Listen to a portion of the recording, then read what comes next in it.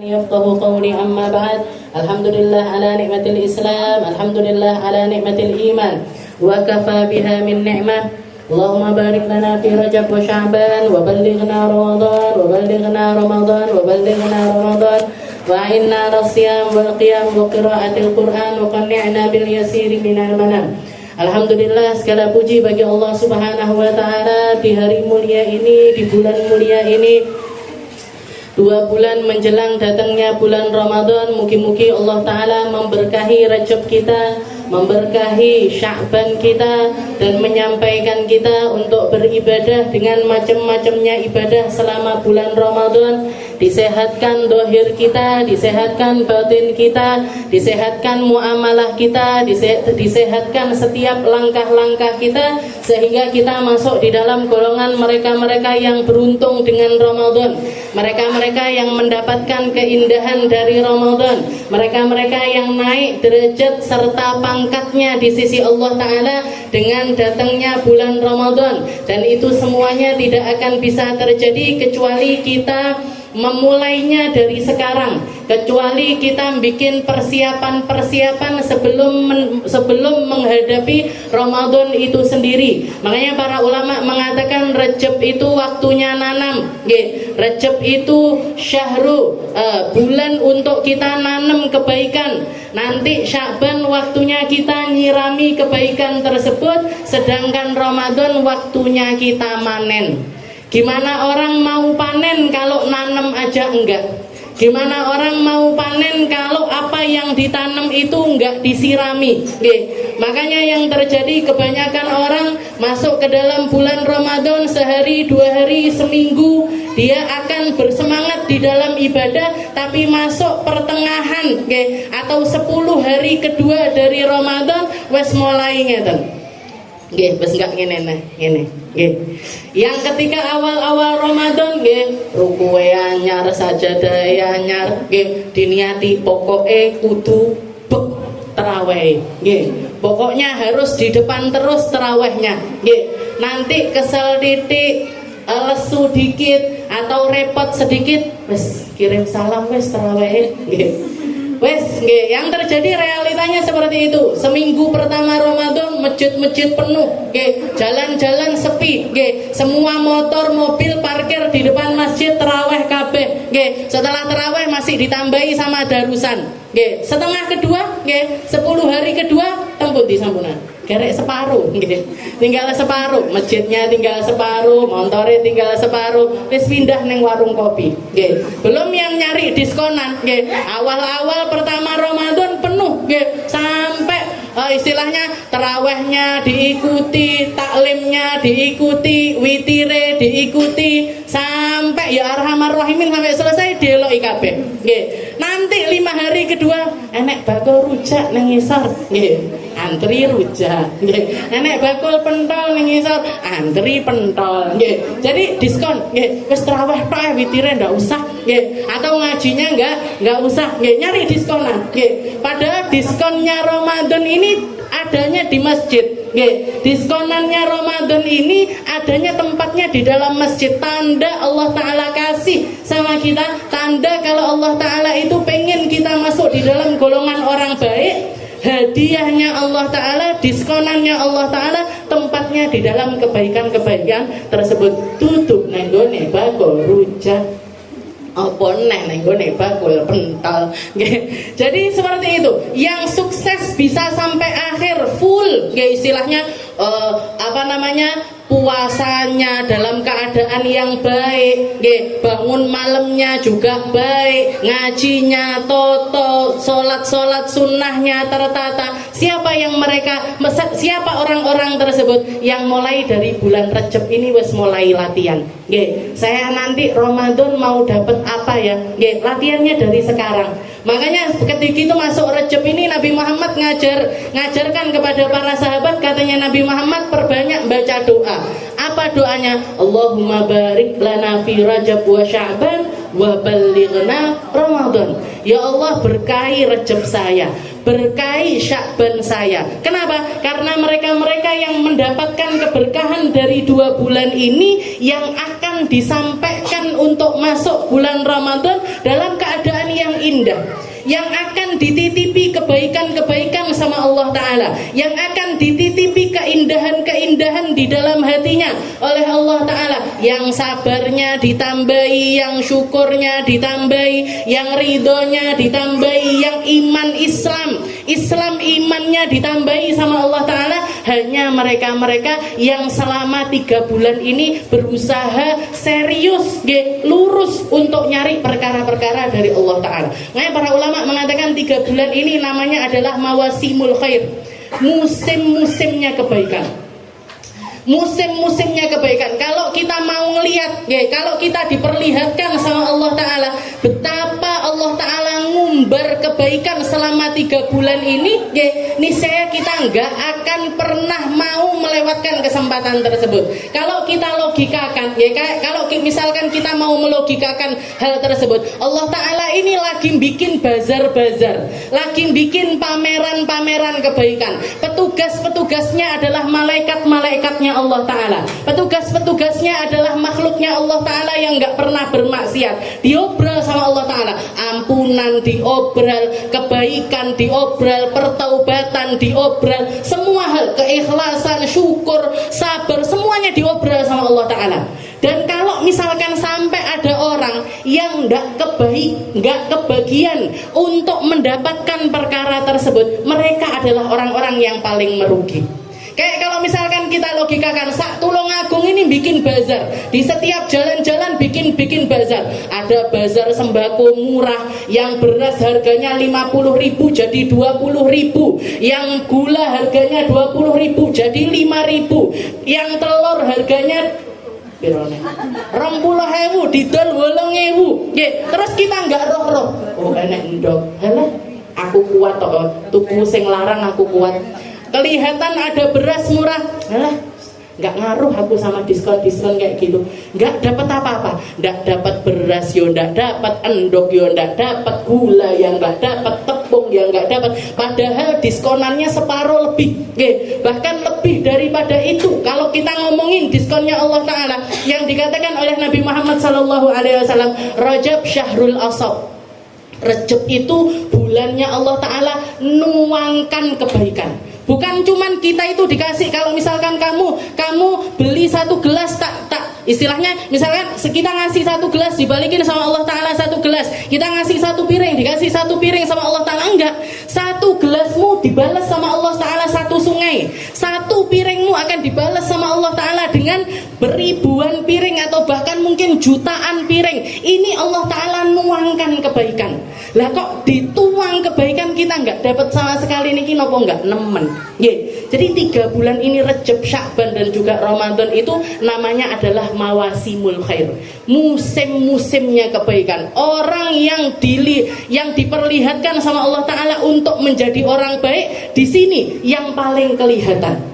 Yang paling kelihatan, oh ini Allah Ta'ala pengen ngasih hadiah dia sholat khusyuk, Allah Ta'ala pengen ngasih dia sabar, Allah Ta'ala pengen ngasih dia syukur, Allah Ta'ala pengen naikkan derajatnya dia, Allah Ta'ala pengen, itu paling terlihat selama 3 bulan ini, Rajab, Sya'ban, Ramadan. Utamanya adalah Ramadan, dan puncak dari Ramadan tersebut, janjinya Allah Ta'ala, kita diperintahkan untuk merayakan yang namanya Id, Idul Fitr atau hari raya. Kenapa kok kita berhari raya? Karena usaha-usaha kita nggak akan pernah disia-siakan sama Allah. Ini orang-orang paling beruntung. Ini orang-orang yang paling dapat porsi terbanyak dari kebaikan yang ada di mawasimul khair ini tadi. Makanya para ulama bahkan di zaman dulu, para as-salafun as-sholihin itu tentang Ramadan. Kalau kita bicarakan tentang Ramadan, ada orang-orang yang hidup bersama Ramadan. Apa maksudnya hidup bersama Ramadan? Begitu keluar dari Ramadan sampai 6 bulan setelahnya mereka bersedih atas perpisahan dengan bulan Ramadan. Dan setelah 6 bulan keluar dari bulan Ramadan, 6 bulan berikutnya dipakai untuk nyambut datangnya Ramadan. Jadi mereka-mereka yang hidup bersama Ramadan. kehidupan hatinya, pikirannya terpaut sama Ramadan. Kenapa? Karena tahu persis ini adalah waktu-waktu saya untuk nyari kesempatan deket sama Allah Ta'ala itu dengan cara yang cepat. Lewat jalan tol, lek kudune munyer sampai 2 kilo, mek sekilo tok nyampe. Bahkan mungkin 10 menit perjalanan sudah nyampe. Seperti itulah Rejab, Sya'ban dan juga Ramadan. Mungkin kita semuanya diberkahi sama Allah Ta'ala, dikasih sama Allah Ta'ala pengampunan sebanyak-banyaknya, sehingga nanti Rejab kita dapat porsi untuk mendekat sama Nabi Muhammad SAW. Masuk ke dalam Ramadan sudah siap, ready hatinya, ready pikirannya, ready seluruh badannya untuk dapat titipan-titipan kebaikan dari Allah Ta'ala. Makanya para ulama mengatakan Ramadan itu madrasah, sekolahan. Setiap sekolahan itu mesti ada ujiannya. Nggih napa mboten? Enek sekolahan ndak enek ujiannya? Niki nggak ada ujiannya, majelis ini nggak ada ujiannya. Kalau yang namanya sekolah, judulnya sekolah mesti ada ujian. Kalau sudah yang namanya ujian, mesti ada yang naik, mesti ada yang nggak naik. Siapa yang naik? Yang sudah berhasil menyelesaikan tahun ajaran tersebut, belajar kurikulumnya, belajar semua mata pelajarannya, dan dia dapat nilai yang cukup untuk menaikkan dirinya ke kelas berikutnya. Yang nggak naik siapa? Yang nggak menyelesaikan kurikulum, yang nggak menyelesaikan mata pelajaran tersebut. Nah, Ramadan ini ujiannya umat Islam. Panggah ngene-ngene ae apa munda? Tetap seperti ini aja. Apa ada sesuatu yang nambah dari kita? Ini namanya madrasah Ramadaniyah. Madrasahnya Ramadan. Jadi naik terus. Nabi Muhammad itu seperti itu. Setiap masuk bulan Ramadan, kata para istrinya Nabi Muhammad itu semangatnya ibadah di bulan Ramadan nggak kayak bulan-bulan yang lainnya. Dan semangatnya di 10 hari yang terakhir itu nggak seperti hari-hari lain dari bulan Ramadan. Jadi nambah, setiap tahunnya nambah, dan Nabi Muhammad hidup selama keluar dari Ramadan tersebut hidup dengan ibadah cara Ramadan tahun itu. Nanti Ramadan nambah lagi ibadahnya. Nanti hidup tahun kedua itu dengan Ramadan tahun tersebut. Jadi munda terus sampai akhir hayatnya Nabi kita Nabi Muhammad sallallahu alaihi wasallam. Jadi muga-muga adewe naik ndak mudhuk, ngajine munggah ndak mudhuk, salate munggah nggak mudhuk, apa nih? Sedekahe munggah nggak mudhuk, Jadi semuanya naik bukan turun, Itulah yang diajarkan sama para ulama kita dari Nabi kita Nabi Muhammad sallallahu alaihi wasallam. Sekarang kita lanjutkan, Kita akan mensyarahkan dari Burdah, Jadi kita kemarin sudah bahas tentang mukadimahnya, kenapa kok Imam Busiri ini ngarang Burdah dan lain sebagainya, sampai akhirnya dijuluki istilahnya syair ini atau qasidah yang satu ini terkenal dengan nama Qasidatul Burdah, karena tabarukan dengan apa yang diberikan oleh Nabi Muhammad SAW kepada Imam Busiri di dalam mimpinya, ketika beliau dalam keadaan sakit, mimpi didatengin Nabi untuk membacakan qasidah Burdah tersebut. Setelah itu diselimuti sama Nabi, dilemparkan ridaknya, dilemparkan burdahnya, selimutnya diselimutkan di atas badannya Imam Busiri. Beliau bangun, hilang, istilahnya sakitnya itu hilang, atau dikatakan syalal, sakitnya itu syalal. Syalal itu kalau orang sekarang ngomongnya stroke, separuh badannya itu nggak bisa gerak. Nah, begitu bangun beliau sehat seperti sedia kala. Setelah itu diteruskan qasidahnya sampai akhir. Beliau mengatakan di bab awal, fasal awal fil ghazal wa syakwal gharam, beliau menamakan bait atau fasal awal dari qasidah Burdah ini dengan nama al-ghazal wa syakwal gharam. Apa itu ghazal? Ghazal itu semacam rayuan-rayuan, Jadi karena ini adalah, jadi istilahnya beliau itu orang yang mengarang sebuah madah, madah itu pujian, madah itu adalah pujian, karangan berupa pujian-pujian yang diperuntukkan atau ditujukan kepada Rasulullah Sallallahu Alaihi Wasallam. Itu nunjukkan untuk apa, fungsinya untuk apa? Nunjukkan kecintaan seseorang kepada orang tersebut, nunjukkan tentang betapa orang tersebut menguasai diri serta hatinya dengan begitu besarnya. Makanya diawali dengan nama Ghazal. Ghazal itu rayuan, ngerayu Nabi, mengungkapkan cinta kepada Nabi, dan jalan cinta ini adalah satu-satunya jalan yang paling gampang untuk kita lalui mendekat kepada Rasulullah Sallallahu Alaihi Wasallam. Makanya ketika ada satu orang Badui yang nanya sama Nabi Muhammad, ya Rasul, mata sa'ah, ya Rasul, kiamat iki kapan? Jenengan cerita tentang kiamat, cerita tentang tatoyurul kitab, tentang pembagian kitab-kitab seseorang, jenengan cerita tentang mizan, jenengan cerita tentang sirat dan lain sebagainya. Ini sakjane iki kiamatnya kapan? Orang Badui nanya sama Nabi seperti itu. Dijawab sama Rasulullah SAW, ma'adatalah, nggak penting kiamatnya kapan ya, tapi yang terpenting adalah apa yang kamu persiapkan untuk menghadapi kiamat itu sendiri. Kiamat dekat ataupun jauh panggah teko.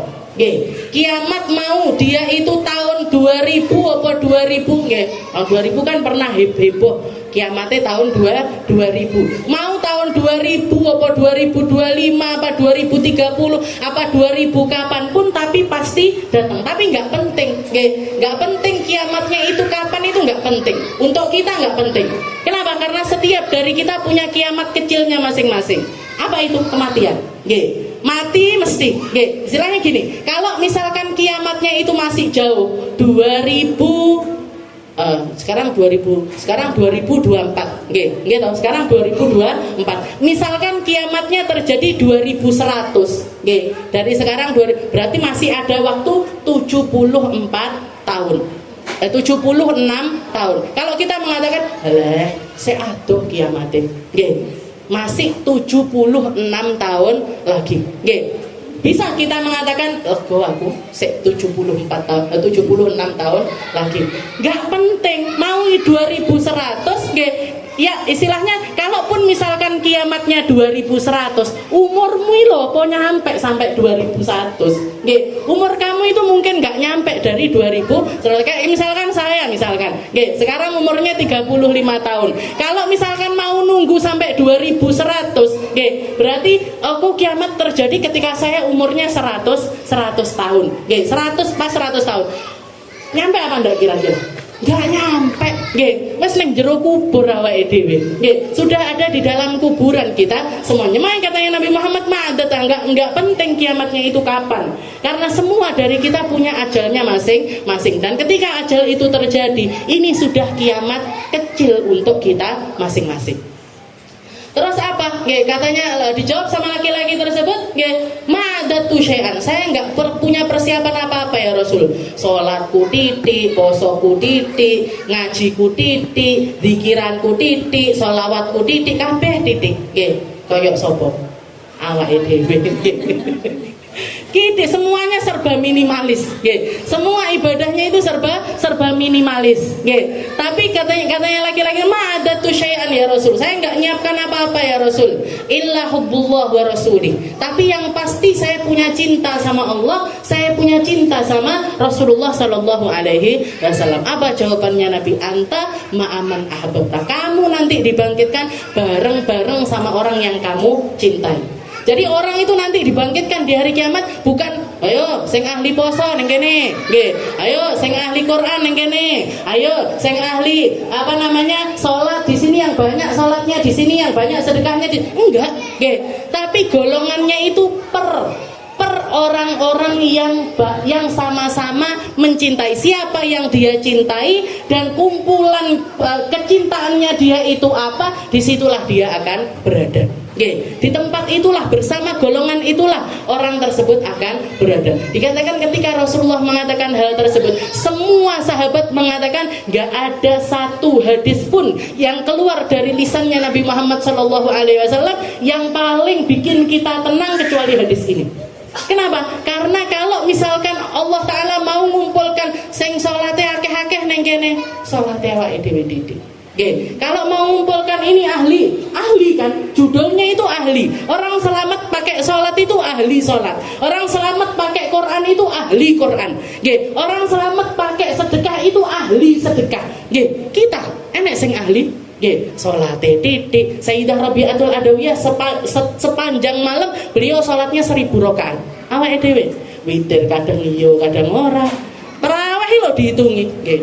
4, 6, 8, 10, panggah ngitung ae. Nggih, salat dihitungi, zikiran dihitungi, ngaji Quran dihitungi, sedekah hitung-hitungan. Pernah kita buka dompet kabeh dijikuk dilebokne ning gone kota amal. Pernah? 2000. 5000. Nggih. Kayak gitu kita hitung-hitungan, hitung-hitungan sama ibadah itu kita.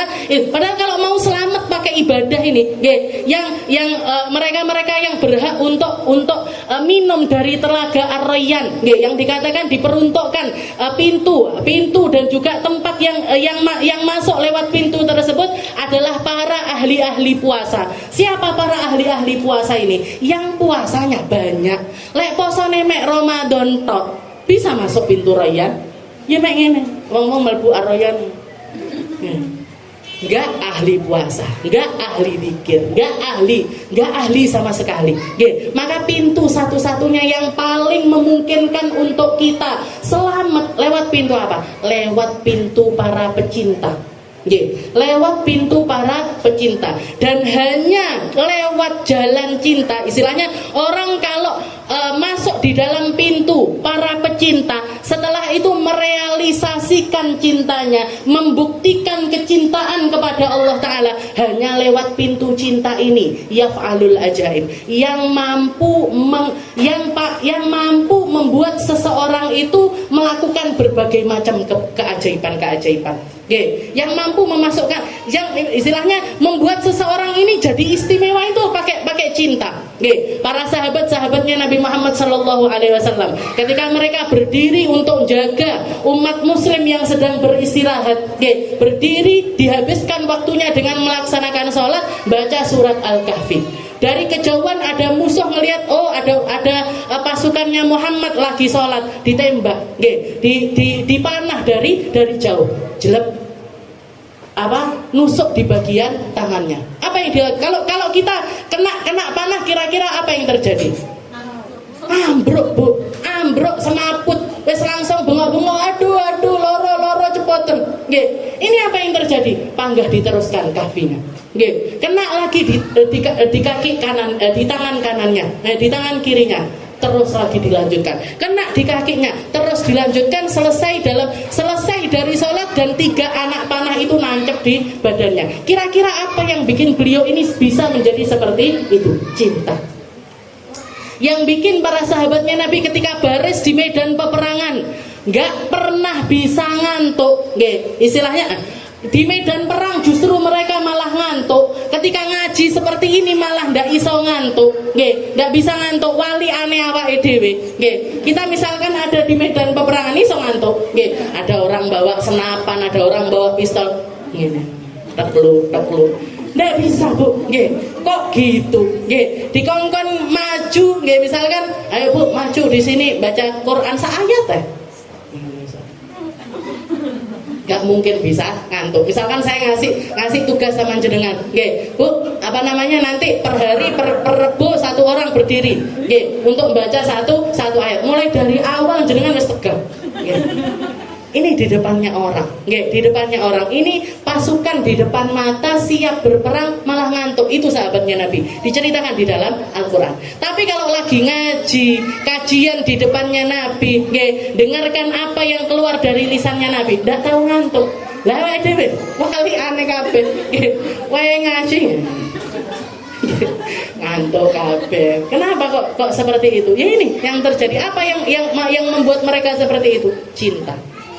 Kalau dari golongan perempuan, katanya para ulama, wali dari kalangan perempuan ini yang membawa bendera cinta kepada Allah dan juga Rasulullah itu adalah Sayyidah Rabi'atul Adawiyah. Sayyidah Rabi'atul Adawiyah itu sampai di dalam syairnya beliau itu ungkapan cintanya kepada Allah Ta'ala, ya Allah, kalau saya beribadah kepadamu karena mengharapkan surga, maka haramkan surga untuk saya. Wani awake dhewe ngomong ini. Nggih. Berani kita ngomong kayak gini. Nggih. Jadi Sayyidah Rabi'atul Adawiyah itu ungkapannya kepada Allah Ta'ala, ya Allah Gusti, kalau misalkan saya sholat, puasa, sedekah karena nyari syurgamu, haramkan kaki saya untuk menginjakkan kaki di syurga. Tapi kalau misalkan saya, istilahnya meninggalkan maksiat karena takut dengan neraka, maka masukkan saya ke dalam neraka. Saya beribadah bukan karena nyari surga, bukan karena takut neraka, tapi karena engkau, karena nyari cintamu, karena saya mengharapkan kedekatan kepadamu, dan karena saya tahu di dalam setiap kebaikan itu ada ridho. Nggih, awake dhewe ndak wani, Bu. Nggih. Ibadah sing digoleki surga, ninggalkan maksiat karena takut neraka. Nggih, karena takut neraka. Jadi beliau sampai mampu mengucapkan hal tersebut di hadapan Allah Subhanahu wa taala. Dan beliau mengatakan selama 40 tahun gak ada sesuatu yang bikin saya sumpah dibandingkan tulu'ul fajar, dibandingkan terbitnya matahari. Kenapa? Karena habis waktu saya untuk berdua-duaan denganmu. Itu Sayyidah Rabi'atul Adawiyah yang ketika dilamar sama Sayyidina Hasan Al-Basri. Bukan cuma Hasan Al-Basri yang lamar, Sufyan Ats-Tsauri ngelamar, Malik bin Dinar ngelamar, ulama-ulama pentolan pada zaman itu datang berbondong-bondong untuk ngelamar Sayyidah Rabi'atul Adawiyah. Apa kata Sayyidah Rabi'atul Adawiyah? Di antara kalian para laki-laki yang paling alim siapa? Maka mereka mengatakan yang paling alim adalah Hasan Al-Basri. Maka kata beliau, silahkan menghadap saya Hasan Al-Basri. Tentu saja di min wara'i hijab, di balik satir. Kata Sayyidah Rabi'atul Adawiyah, wahai Hasan Al-Basri, kamu datang untuk melamar aku, kamu datang untuk meminang diriku. Saya mengajukan 4 pertanyaan. Kalau 4 pertanyaan ini kamu bisa jawab, saya bersedia untuk jadi istri. Tapi kalau enggak, saya mohon maaf, silakan. Mohon maaf, saya enggak menerima pinanganmu. Apa yang pertama? Karena Sayyidah Rabi'atul Adawiyah, sekarang ini saya orang muslim. Tapi kalau kamu bisa memastikan saya mati dalam keadaan husnul khatimah, saya mati dalam keadaan bawa iman Islam, saya bersedia untuk jadi istri. Katanya Hasan Al-Basri, aku tidak ngerti husnul khotimah apa su'ul khotimah. Saya sendiri nggak bisa menjamin diri saya, apalagi jamin kamu. Pertanyaan kedua, nanti kalau saya meninggal pasti didatangi sama malaikat mungkar nakir. Kira-kira saya jadi orang, kalau kamu bisa memastikan saya mampu jawab pertanyaannya malaikat mungkar nakir dengan jawaban yang benar, saya bersedia jadi istrimu. Katanya Hasan Al-Basri, ndak iso, saya sendiri juga nggak ngerti. Ini perkara gaib. Yang ketiga, kalau misalkan nanti sudah hari kiamat, dibagikan buku-buku amal, ada yang nerima pakai tangan kanan, ada yang nerima pakai tangan kiri, ada yang nerima min wara'i dhahri, ada yang nerima dari balik punggungnya. Kalau kamu bisa memastikan saya megang, ambil kitab saya pakai tangan kanan, saya bersedia jadi istri. Ndak iso aku.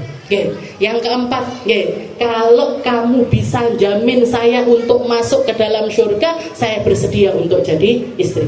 Katanya Hasan Al-Basri, 4-4-nya saya nggak bisa jawab.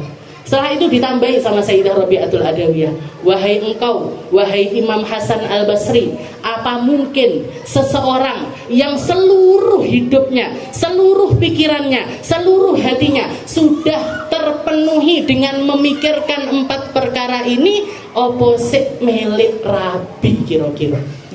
Apa masih ada waktu, masih punya kesempatan untuk nyari, istilahnya untuk meluangkan waktunya ngeladeni bojone. Istilahnya, jadi ini penolakan secara halus dari Sayyidah Rabi'atul Adawiyah karena seluruh hidupnya memang sudah terpenuhi dengan kecintaannya kepada Allah Subhanahu wa taala. Jadi yaf'alul ajaib. Sayyidah Rabi'atul Adawiyah itu setiap malamnya sholatnya 1000 rakaat. Setiap harinya salawatnya kepada Nabi Muhammad SAW minimal 25.000. Minimal 25.000. Bahkan kalau masuk Ramadan ataupun hari-hari istimewa bisa nyampe 70.000.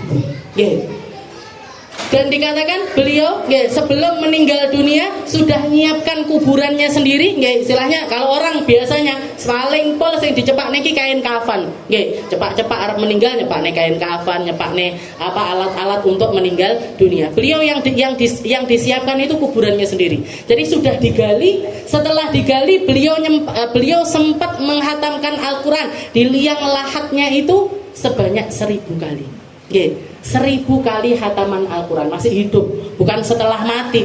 Orang kalau sudah meninggal dunia wis ndak iso nyapo-nyapo. Sebelum meninggal disiapkan kuburannya untuk dibacakan Al-Quran sudah sampai 1000 hataman, baru beliau meninggal dunia.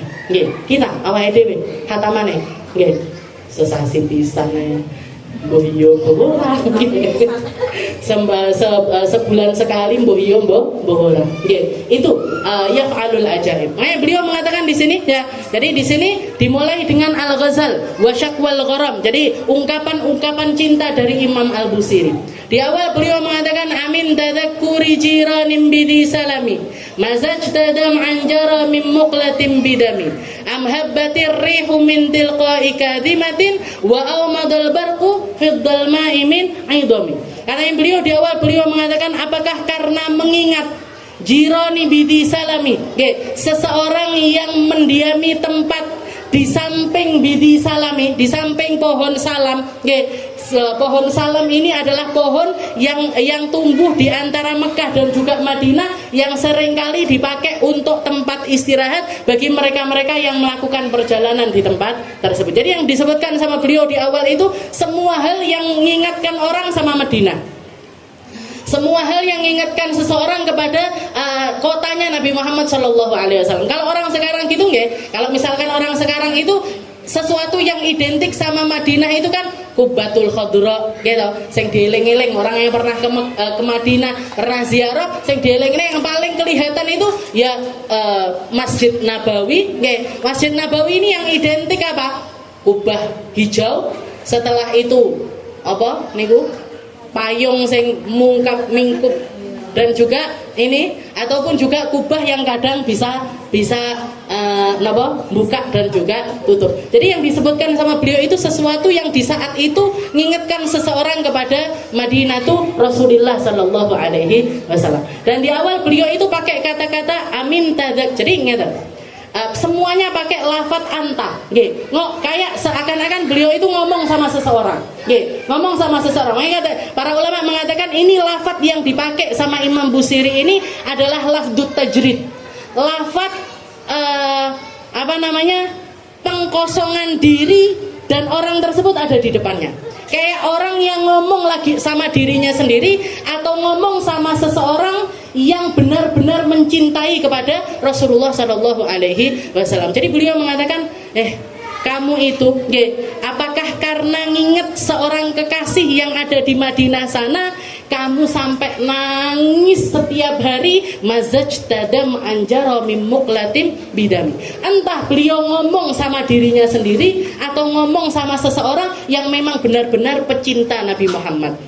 Awakmu ki nyapo nangis terus? Kamu tiap nginget-nginget tentang Madinah, kamu nangis. Kamu kalau istilahnya ada hembusan angin amhabbatir rih, kalau misalkan ada angin yang bertiup dari arah barat, kamu nangis. Kamu ngelihat awan, kamu ingat Nabi Muhammad. Kamu ngelihat bulan, kamu ingat Nabi Muhammad. Kamu ngelihat langit, kamu ingat Nabi Muhammad. Kamu ngelihat tanah, kamu ingat Nabi Muhammad. Sampai bikin kamu nangis terus-terusan. Ini kenapa?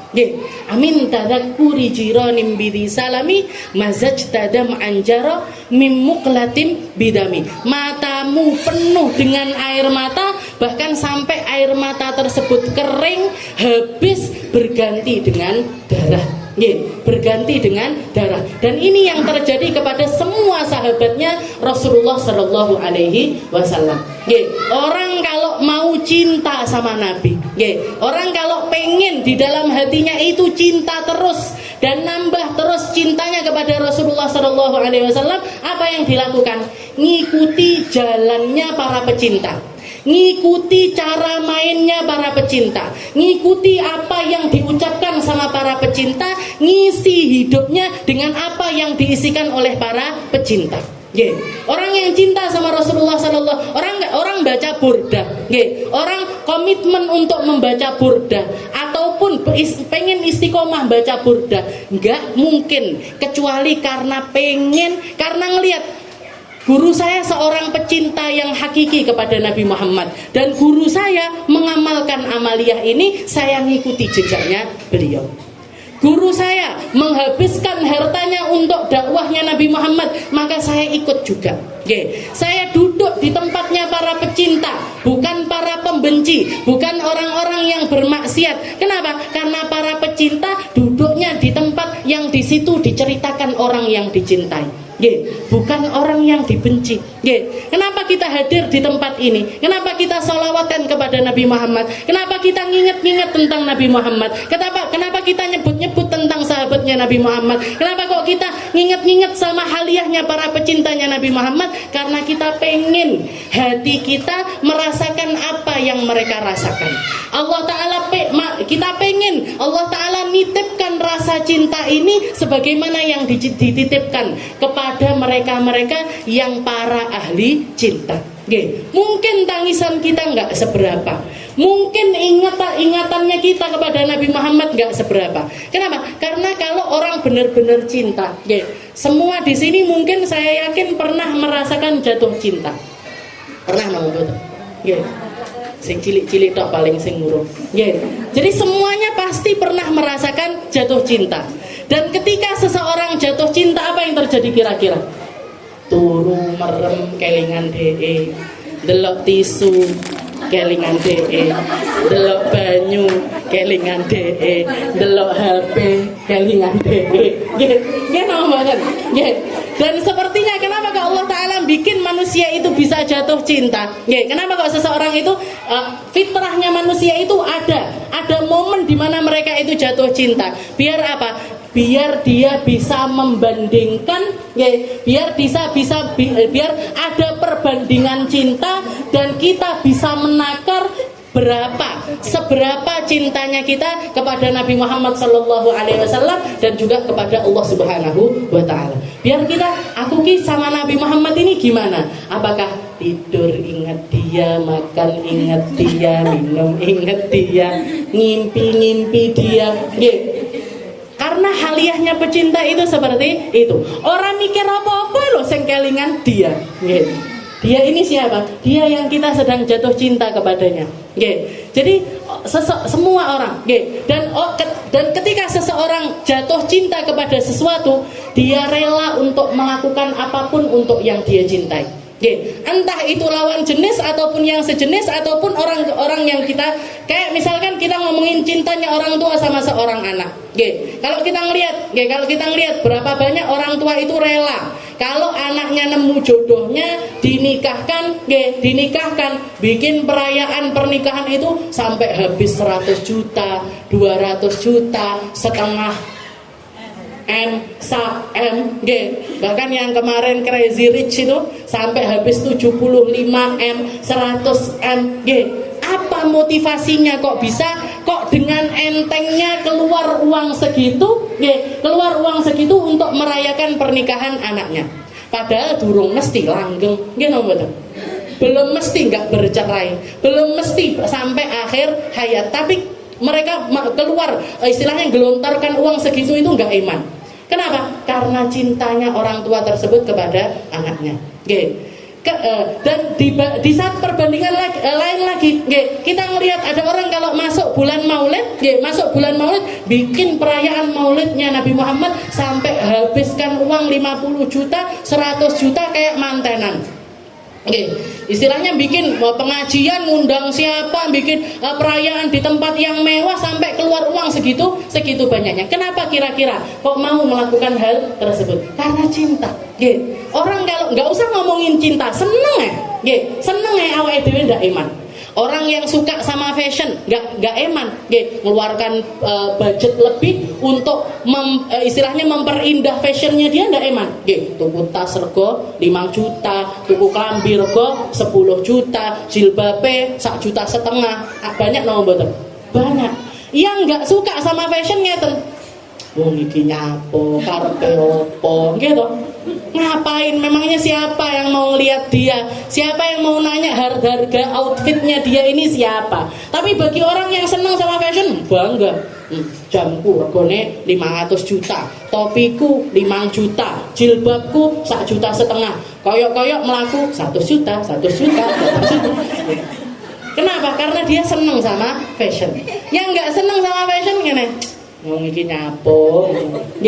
Jadi mencibir sama hal tersebut. Seperti itu. Orang yang suka olahraga, berani beli tiket sepak bola di sini, dibeli harga 5 juta, harga kok gitu. Konser nih loh, konsernya apa namanya, kalau misalkan ada artis siapa datang ke Tulungagung, di GOR itu saya dengar siapa artis siapa, dangdut siapa ngoten mek rego istilahnya bayar 150.000 ngadeg, ndak dikei kursi, cuman tempatnya mau dia beli, padahal nggak dihormati, nggak kelihatan. Kenapa kok seperti itu? Seneng karo lagu nih, suka sama yang sedang konser tersebut, dan kalau dilihat dibalikkan lagi, orang yang suka sama Habib Syekh datang, Habib Syekh datang bikin konser, bikin sholawatan, ojo konser jadi bikin sholawatan di Tulungagung, orang keroyo-royo datang, pengen di depan, pengen ngelihat sama Habib Syekhnya. Bahkan abah saya itu pernah ketika ada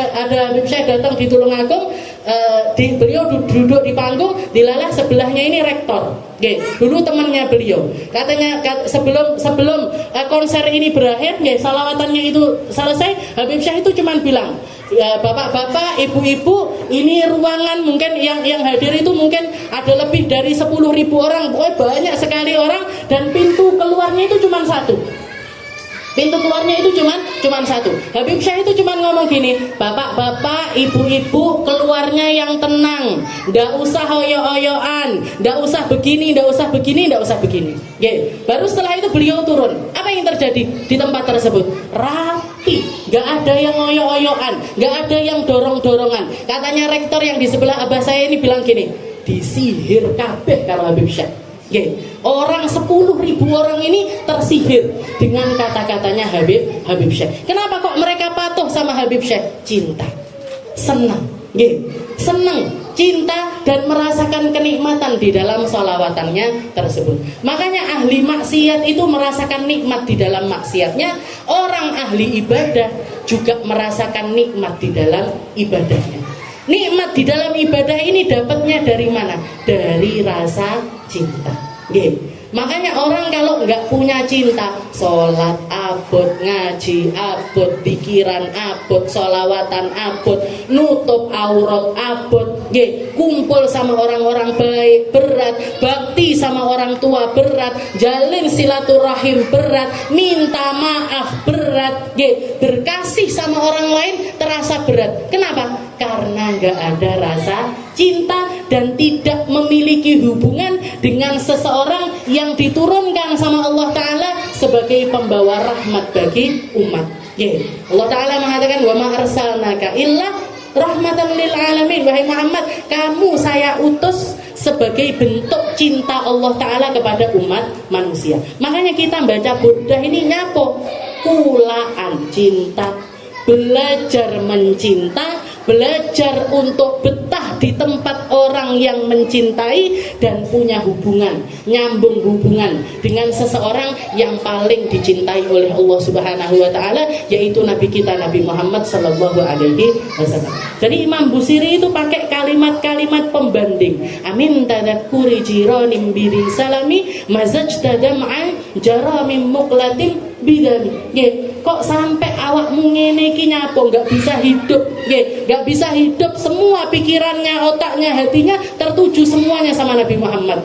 Kelihatan petir ingat Nabi, kelihatan awan ingat Nabi, kelihatan bulan ingat Nabi, kelihatan matahari ingat Nabi, nyium sesuatu yang wangi ingat sama Nabi. Semuanya mengingatkan dirinya kepada Rasulullah Sallallahu Alaihi Wasallam. Tinggal kita bandingkan sama diri kita sendiri. Seberapa kita mikirkan Nabi, seberapa kita ingat-ingat tentang Nabi, dan seberapa Nabi Muhammad itu hadir di dalam hati kita, hadir di dalam rumah kita, hadir di dalam kehidupan kita, sak berapa? Sak berapa? Kalau kita melihat para sahabatnya Nabi, salah seorang sahabat Nabi yang namanya Zaid al-Khair, dikatakan ketika beliau digiring untuk dieksekusi di hari kematiannya, salah seorang kafir waktu itu nanya, "Ya Zaid, amatardo, wahai Zaid, apa kamu ridho kamu tempatmu sekarang ini digantikan sama Muhammad? Karena yang bikin kamu dieksekusi ini karena kamu mengikuti Muhammad.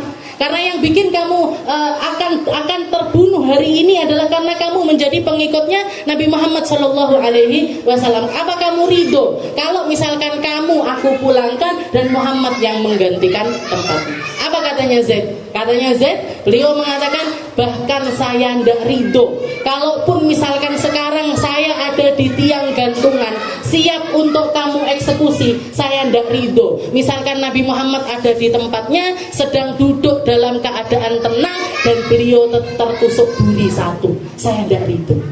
Maka orang kafir tersebut mengatakan, "Ma ra'aitu ahadan yuhibbu ahadan kahubbi ashabi Muhammad li Muhammad." Saya enggak pernah melihat ada orang cinta kepada orang lain kayak cintanya para sahabatnya Nabi kepada Nabi Muhammad sallallahu alaihi wasallam. Kalau kita mau jadi ahli cinta, ngikuti apa yang dilakukan oleh para sahabatnya Rasulullah sallallahu alaihi wasallam. Nggih. Fama li ainaika in qulta fahamata wa ma li qalbika in qulta stafiqiyahimi. Nggih.